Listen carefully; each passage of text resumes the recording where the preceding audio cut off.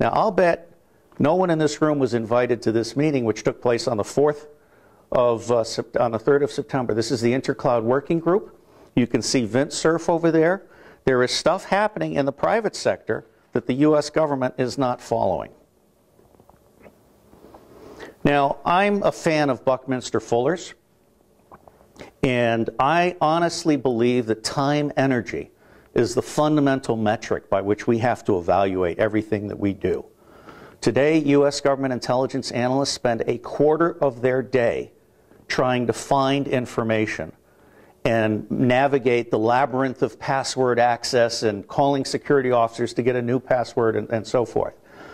The time that we spend thinking is so little, it's combined with the time that we don't spend reaching out for information from outside that is highly relevant. It's a travesty. Legacy systems obviously cannot be destroyed. They're here forever. And they have a congressional constituency and an industry constituency.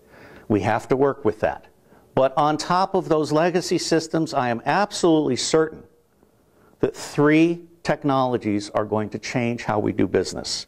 Cloud technology, cell phone technology, and don't be too quick to buy the iPhone because it doesn't work in a lot of places.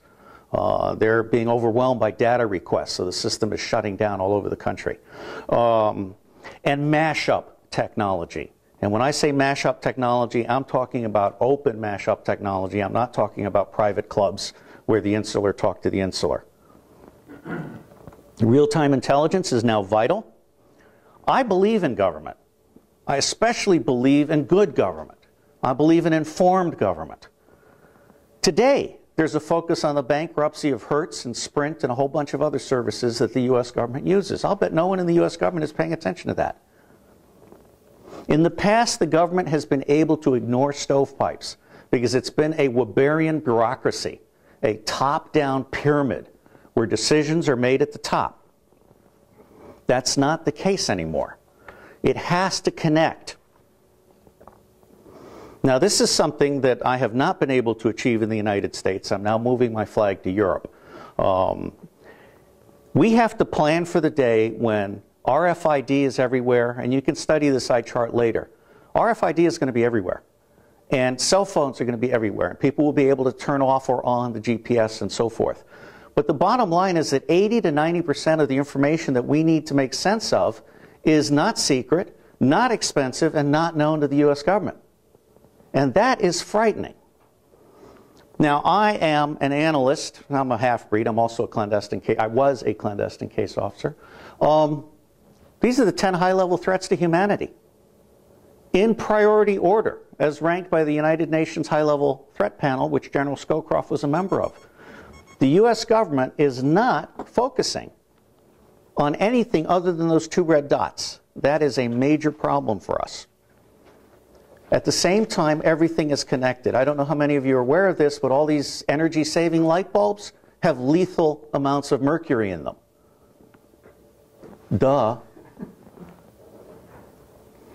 This is actually one of my favorite charts, but you can study it later. And I was supposed to breeze through these charts just to give you an idea of the richness of what is out there.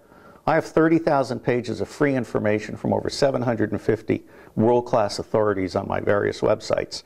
And Phi Beta Iota is how you get there. This is a chart of U.S. scientific and humanities knowledge. We have all these little fiefdoms, all these little cabals that quote each other. They're not talking to each other. This is the Library of Congress with the books poured on the floor and acid spread over them. Okay? Got to fix that. And this is my last slide. The new revolution started about 3 or 4 years ago in Sweden, which has now displaced Canada as the third party of choice for United Nations peacekeeping intelligence and sense-making. I've been helping develop a multinational information sharing and sense-making architecture and protocol and training course. And the first conference on this will be in Madrid in November 2010. We're not waiting for the U.S. government. We are going to create what the Swedes call M4IS2, multinational, multi-agency, multidisciplinary, multi-domain information sharing and sense-making. And in that larger context, real-time information is the difference between intelligence and non-intelligence. Thank you.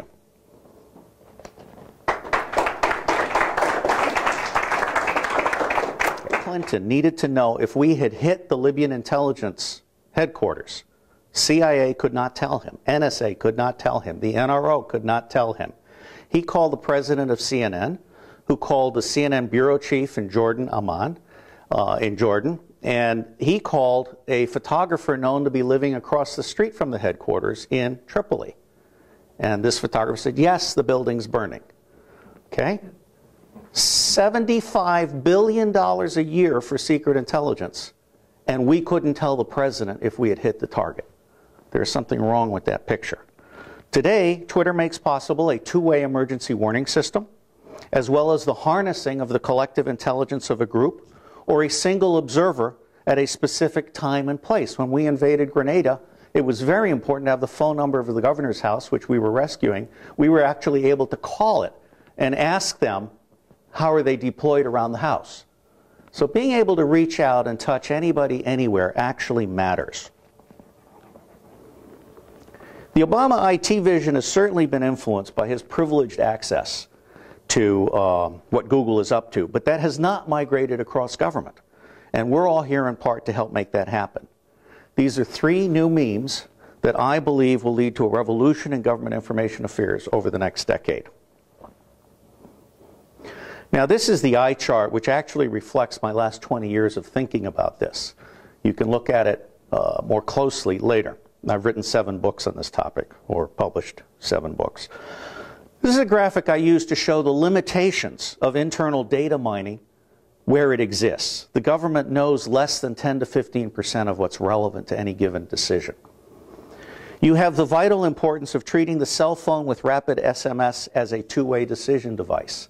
Nokia now makes cell phones that charge on ambient energy. They don't need to be plugged into an electric grid. And I'm hoping to see the CEO of Nokia in October when I'm speaking in Denmark. The UNICEF has now got it so that all over Africa people can send in one data, the circumference of a child's arm at a specific age, and that tells them the health of Africa at that point in time. This is very impressive stuff. Finally, the urgency of getting in touch with external information. The U.S. government still treats open source intelligence as the red-headed stepchild stuffed in a closet with a sock in its mouth. And I'm very glad to have someone from NTIS here, because I think that commerce and energy and all the other departments that do not get classified information support are going to have to be the leaders in this domain. And finally, the holy grail, whole of government information sense-making and sharing. And I absolutely was impressed by the opening, because that's something Alvin Toffler and I and Yochai Benkler and others have been saying for over 10 years. The problem with spies is, for them, a secret shared is a secret lost forever. In the open source world, a secret shared multiplies the power of the group. And that is why I am the evangelist.